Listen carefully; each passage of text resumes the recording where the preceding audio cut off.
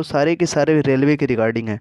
ठीक है, तो चलिए स्टार्ट करते हैं इस वीडियो को और देखते हैं कि पहला क्वेश्चन क्या है। तो पहला क्वेश्चन है, किस यंत्र का उच्च ताप के माप के लिए प्रयोग किया जाता है? तो पायरोमीटर। पायरोमीटर का हम लोग यूज करते हैं उच्च ताप के माप के लिए। ठीक है, जैसे अगर मान लीजिए सन है, उसका टेम्परेचर अगर आपको मापना है तो हमें पायरोमीटर का ही यूज करना पड़ेगा। नेक्स्ट है सेकंड नंबर, किस चालक को ऊष्मा का सबसे अच्छा चालक माना जाता है? तो चांदी। चांदी को ऊष्मा का सबसे अच्छा चालक माना जाता है। नेक्स्ट क्वेश्चन है थर्ड नंबर, किस अंग से मनुष्य के शरीर में लसिका कोशिकाएं बनती हैं? तो दीर्घ अस्थि। किस अंग से मनुष्य के शरीर में लसिका कोशिकाएं बनती हैं? तो उस अंग का नाम है दीर्घ अस्थि। नेक्स्ट है फोर नंबर, घेंघा रोग किस तत्व की कमी से होता है? तो आयोडीन। आयोडीन की कमी से है जो है वो घेंघा रोग होता है। फाइव नंबर है, विटामिन B12 का रासायनिक नाम क्या है? तो साइनोकोबाल्मिन। बहुत ही अच्छा ये क्वेश्चन है, एसएससी में बहुत बार पूछा गया है ये, कि विटामिन B12 का पूरा नाम मतलब रासायनिक नाम क्या है? तो साइनोकोबाल्मिन। सिक्स नंबर है, किन धातुओं का पीतल बनाने में इस्तेमाल किया जाता है? तो तांबा और जिंक।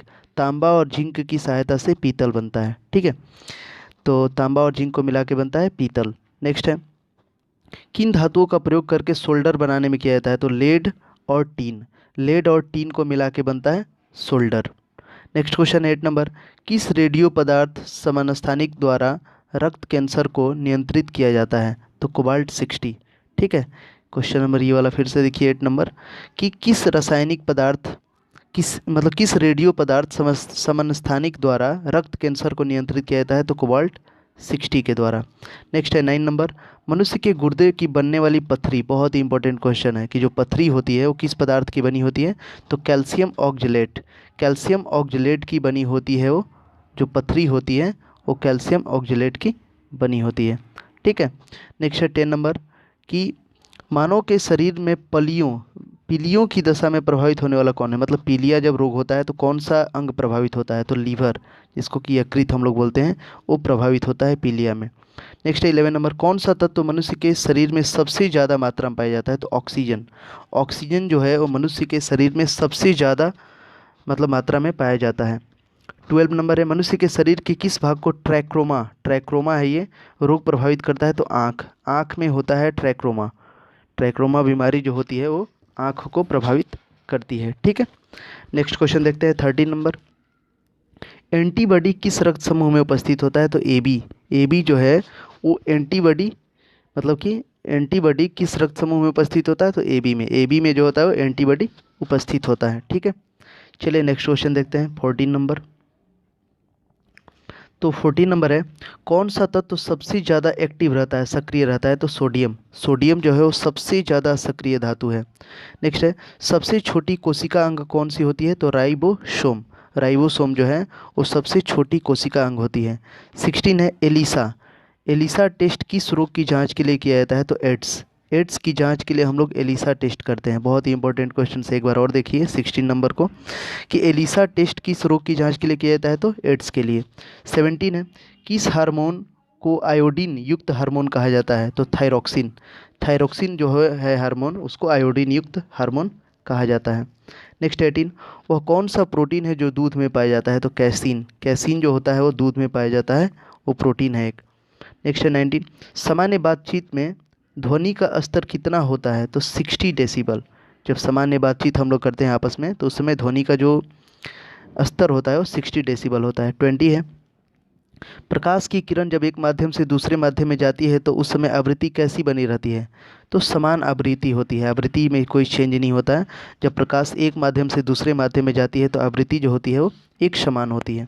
ठीक है, चलिए नेक्स्ट क्वेश्चन देखिए 21 नंबर। 21 है, ओजोन छिद्र के लिए किस गैस को उत्तरदायी माना जाता है? तो क्लोरोफ्लोरोकार्बन, CFC, यानी कि क्लोरोफ्लोरोकार्बन के जो है इस गैस को उत्तरदायी माना जाता है, किसी के चलते ओजोन परत में छिद्र हुआ है। ठीक है, चलिए नेक्स्ट क्वेश्चन देखते हैं 22 नंबर, किन वैज्ञानिकों द्वारा जीन्स को बनाने के लिए डबल हेल्किन संरचना का प्रतिपादित किया गया था? तो वाटसन एवं क्रिक के द्वारा। बहुत ही फेमस क्वेश्चन है, हमेशा पूछा जाता है, किन वैज्ञानिकों द्वारा जीन्स को बनाने वाली डबल हेलिकेंस संरचना प्रतिपादित की गई थी? तो वाटसन एवं क्रिक के द्वारा। नेक्स्ट है 23, LPG gas liquefied petroleum gas का प्रमुख घटक कौन है? तो ब्यूटेन है। एलपीजी में सबसे ज़्यादा मात्रा में ब्यूटेन मिलता है, ठीक है ना। लिक्विफाइड पेट्रोलियम गैस में का जो मुख्य घटक है ब्यूटेन है। नेक्स्ट है, गैस वेल्डिंग में किन गैसों का प्रयोग किया जाता है? तो ऑक्सीजन और एसिटिलीन गैस।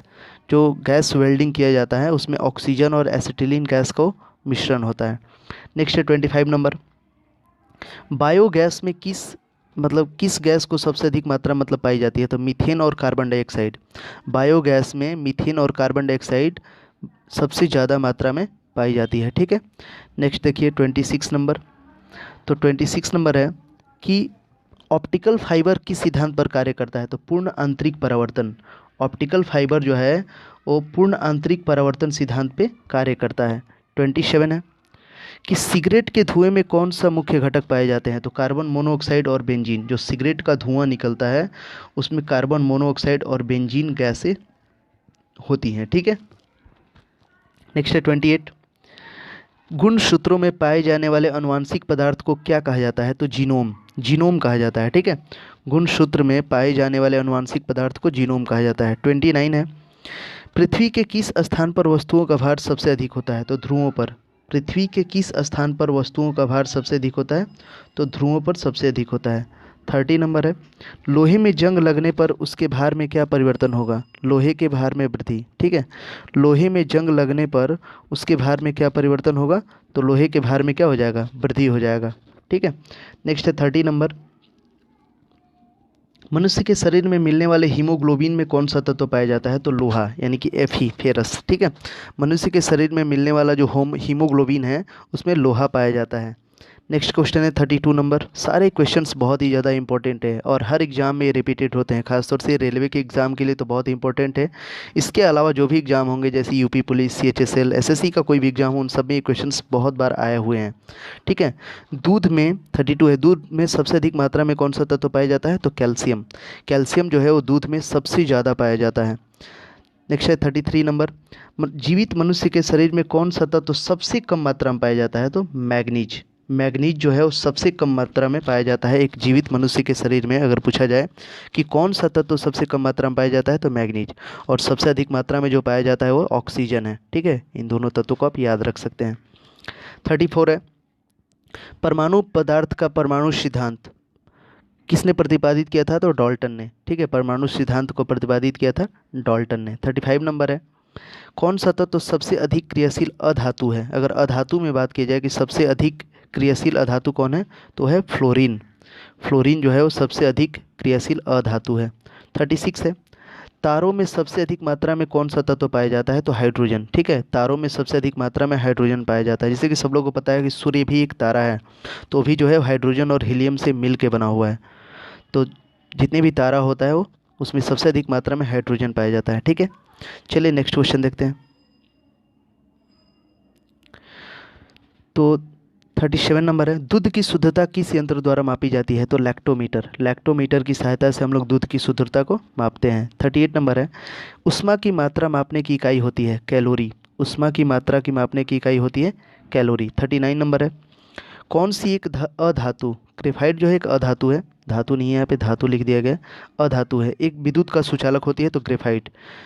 ग्रेफाइट जो है एक अधातु होते हुए भी वो विद्युत का सुचालक होती है। 40 नंबर है, मनुष्य के शरीर में किस तरह का एंजाइम पाया जाता है? तो टाइलिन। मनुष्य के शरीर में जो एंजाइम पाया जाता है वो टाइलिन है, उसको एमाइलेज भी बोलते हैं। सबसे कठोर पदार्थ कौन सा होता है? तो हीरा। हीरा जो है वो दुनिया का सबसे कठोर पदार्थ है। नेक्स्ट है 42 नंबर, कृत्रिम वर्षा किस कारण होता है? तो सिल्वर आयोडाइड। सिल्वर आयोडाइड का हम लोग यूज करके कृत्रिम वर्षा करा सकते हैं, ठीक है। 43 नंबर है, पीलिया हमारे शरीर के किस अंग को प्रभावित करता है? तो यकृत। ये क्वेश्चन हुआ भी है, लिवर जिसको बोलते हैं, कि अगर पीलिया किसी को हो जाए तो उसका लिवर वो उससे प्रभावित हो जाता है। 44 नंबर है, मनुष्य के रक्तचाप को किस यंत्र से मापा जाता है? तो स्पिग्नो मैनोमीटर। बहुत ही इंपॉर्टेंट क्वेश्चन हमेशा पूछा जाता है। ब्लड प्रेशर जो है वो मापा जाता है स्पिग्नो मैनोमीटर से। 45 है, मानव के आहार में वह कौन सा तत्व है जो हृदय के रोगों का मुख्य कारण है? तो कोलेस्ट्रॉल, ठीक है। अगर कोलेस्ट्रॉल की कमी हो जाए तो आपको जो है ना हृदय से रिलेटेड बहुत सारी बीमारियां हो जाती हैं, तो आपको समझना चाहिए इसके बारे में, ठीक है। नेक्स्ट है 46, एक अश्व शक्ति मतलब एक हर्स पावर बराबर कितना वाट होता है? कितनी ऊर्जा के बराबर होता है, तो 746 वाट। ठीक है, 1 हर्स पावर यानी 1 अश्व शक्ति जो है वो 746 वाट के बराबर होती है। 47 है, वर्षा की बूंदें गोलाकार होती हैं पृष्ठ तनाव के कारण। पृष्ठ तनाव के कारण जो होता है वो वर्षा की बूंदें गोलाकार होती हैं। 48 है, कोलेस्ट्रॉल क्या है, तो कोलेस्ट्रॉल एक स्टेरॉइड है। कोलेस्ट्रॉल जो होता है एक स्टेरॉइड है। ठीक है, नेक्स्ट देखते हैं 49। तो 49 नंबर है, भारत में अणु बम के विकास से संबंधित वैज्ञानिक कौन है, तो होमी जहांगीर भाभा इनका पूरा नाम है। इन्हीं को बोला जाता है एटॉमिक, जो है ना, एटॉमिक में जितने भी खोज हुए हैं या उनका ये फादर बोला जाता है। अणु बम के विकास में सबसे ज़्यादा योगदान रहा है होमी जहांगीर भाभा का। और लास्ट क्वेश्चन है, प्रकाश वर्ष मापने की इकाई होती है, तो ये होती है, मतलब प्रकाश वर्ष मापने की इकाई एक दूरी की इकाई होती है, तारों की दूरी या फिर किसी का भी डिस्टेंस हम लोग मापते हैं। प्रकाश वर्ष जो है दूरी का मात्रक होता है। ठीक है, तो इस वीडियो में हमने देखा क्या, 50 इम्पोर्टेंट जो है क्वेश्चंस जनरल साइंस से। इसमें आपको बायोलॉजी, फिजिक्स और केमिस्ट्री तीनों से रिलेटेड क्वेश्चंस मिले। और ये सारे के सारे क्वेश्चंस पिछले 20 साल में रेलवे के एग्ज़ाम में, जो पिछले 20 साल में जितने भी एग्ज़ाम हुए हों, चाहे group D, ASM technician, ALP, RPF या टीसी, टीटी, कोई भी एग्ज़ाम हुआ, उन सब में क्वेश्चंस बहुत बार ये रिपीट हुए हैं। इस वीडियो को 2 से 3 बार देख के इस पूरे क्वेश्चंस को आप रट जाइए। इसमें से 1-2 क्वेश्चंस हर एक एग्ज़ाम में पूछे जाते हैं, चाहे वो एसएससी का ही कहें, चाहे एसएससी के ही क्यों ना एग्ज़ाम हो। ठीक है, तो अगर ये वीडियो अच्छा लगा होगा तो इसे लाइक कर दीजिएगा, शेयर कर दीजिएगा और ढेर सारा कमेंट करिएगा अगर किसी भी तरह का डाउट होगा तो। ठीक है, और अभी तक आपने हमारे चैनल को सब्सक्राइब नहीं किया तो सब्सक्राइब करके हमारे साथ जुड़ जाइए। हम ऐसे ही वीडियोज अपनी यूट्यूब चैनल पर अपलोड करते हैं जो कि आपके आने वाले हर एक एग्जाम में हमारे वीडियोज बहुत ज़्यादा हेल्प करते हैं। और ख़ासतौर से रेलवे का प्रिपरेशन मैं बहुत ही अच्छे तरीके से करा रहा हूँ। और जितना भी मैं फ़िलहाल में वीडियोज़ अपलोड कर रहा हूँ सारे के सारे रेलवे से रिलेटेड हैं, आप जाके देख सकते हैं मेरे यूट्यूब चैनल पर। तो ठीक है, फिलहाल इस वीडियो में इतना ही। अब हम मिलेंगे अपने नेक्स्ट वीडियो में, तब तक के लिए बाय।